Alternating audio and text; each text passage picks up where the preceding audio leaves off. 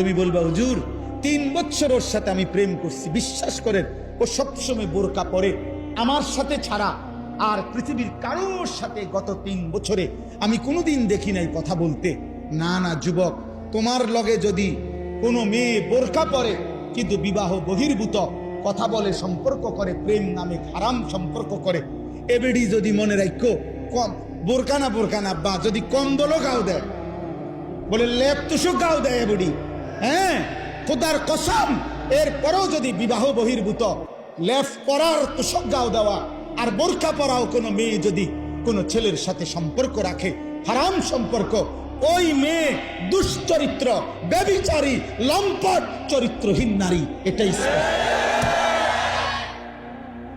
হ্যাঁ ও 2 নম্বর বোরকাওয়ালি, ও 6 নম্বর বোরকাওয়ালি। আপনি বোরকার দোষ দিবেন? জি না। বোরকার দোষ দিবেন কেন? বোরকার কোনো দোষ নাই, বোরকার কোনো দোষ নাই। তুমি হারাম জায়গায় ব্যবহার করছো কেন?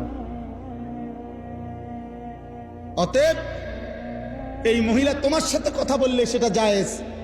হ্যাঁ তুমি কিতা জোনায়েদ বাগদাদির স্বাস্থ্য ভাই তো কিতা,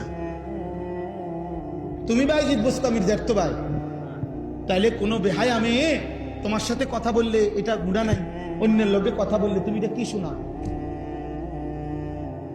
দয়া করো, আমি এর চাইতে বেশি আর বলতে পারলাম না। আমি স্পষ্ট বললাম, তোমরা কিশোর যুবক নওজোয়ান আল্লাহর দিকে ফেরো, আল্লাহর দিকে ফেরো, আল্লাহর দিকে ফেরো।